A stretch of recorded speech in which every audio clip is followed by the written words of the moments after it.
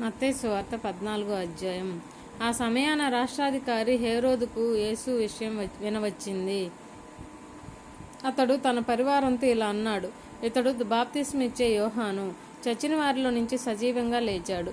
అందుచేత అతడిలో అద్భుతాలు చేసే ఈ బల ప్రభావాలు వస్తున్నాయి.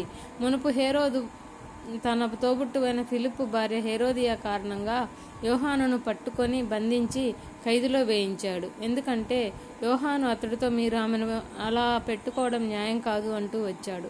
అతను యోహానును చంపించాలని ఆశించిన ప్రజానీకానికి భయపడ్డాడు.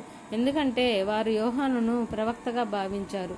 అయితే హేరోదు జన్మదినోత్సవం వచ్చినప్పుడు హేరోదియా కూతురు వాళ్ళ ఎదుట నాట్యం చేసి హేరోదును మెప్పించింది. అందుచేత ఆమె ఏమడిగినా ఇస్తానని అతడు శపథం చేసి మాట ఇచ్చాడు. తన తల్లి తనను ప్రేరేపించినందుచేత ఆమె ఇలా అంది: బాప్తిసం ఇచ్చే యోహాను తల పల్లెంలో ఉంచి ఇక్కడికి ఇక్కడే నాకు ఇప్పించండి అని అడిగింది. రాజుకు విచారం కలిగిన తాను చేసిన శపథాల కారణంగా తనతో భోజనానికి కూర్చుని ఉన్న వారిని కారణంగా దానిని ఇవ్వాలని ఆజ్ఞ జారీ చేశాడు.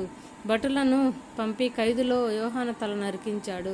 వారు తల పల్లెంలోకి తెచ్చి ఆ అమ్మాయికి ఇచ్చారు. ఆమె దాన్ని తన తల్లి దగ్గరికి తెచ్చింది. యోహాను శిష్యులు వచ్చి ఆమె శరీరాన్ని తీసుకెళ్లి పాతి పెట్టారు. అప్పుడు వెళ్ళి యేసుకు ఆ సంగతి చెప్పారు. అది విని యేసు పడవ ఎక్కి అక్కడి నుంచి నిర్జన ప్రదేశానికి ఒంటరిగా వెళ్ళిపోయాడు. ఆ సంగతి విని జనసమూహాలు పట్టణాల నుంచి కాలినడకన ఆయన వెంట వెళ్ళారు. యేసు బయటకు వెళ్ళినప్పుడు పెద్ద జనసమూహం ఆయనకు కనిపించింది. ఆయన వారి మీద జాలిపడి వారి రోగాలను బాగు చేశాడు.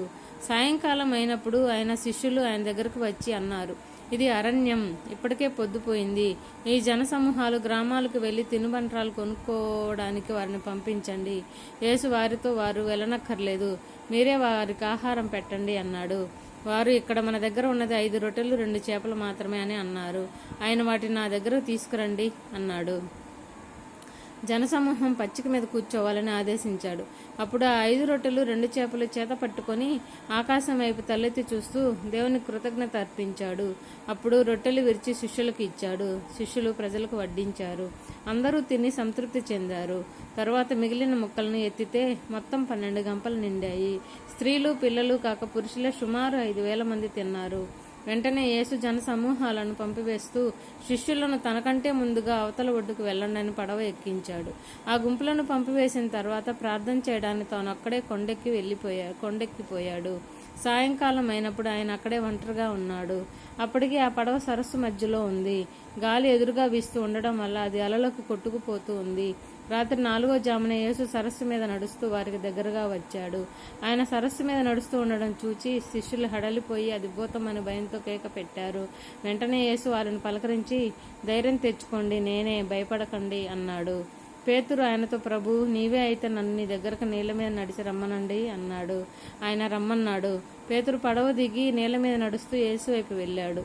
కానీ గాలి ప్రబలంగా ఉండటం చూచి భయపడి మునిగిపోయాడు. ప్రభువు, నన్ను రక్షించు అని కేకలు పెట్టాడు. వెంటనే యేసు చేయి చాచి అతన్ని పట్టుకున్నాడు. అల్పవిశ్వాసం గలవాడా, సందేహపడ్డావేమిటి అని అతనితో అన్నాడు. వారు పడవ ఎక్కినప్పుడు గాలి ఆగింది. పడవలో ఉన్నవారు వచ్చి, నిజంగా నీవు దేవుని కుమారుడు అని చెప్పి ఆయనను ఆరాధించారు. వారు అవతల ఒడ్డుకు వెళ్లి గెన్నెసేరతు ప్రాంతానికి చేరుకున్నారు. అక్కడ మనుషులు ఆయనను గుర్తుపట్టి చుట్టుపక్కల ఉన్న ప్రాంతం అంతటికీ కబురంపి రోగులందరినీ ఆయన దగ్గరకు రప్పించారు. వారిని, నీ వస్త్రం అంచును మాత్రమే ముట్టనివ్వండి అని ఆయనను ప్రాధేయపడ్డారు. అలా ముట్టిన వారందరికీ పూర్తిగా నయమైంది, పూర్తిగా స్వస్థత పొందారు.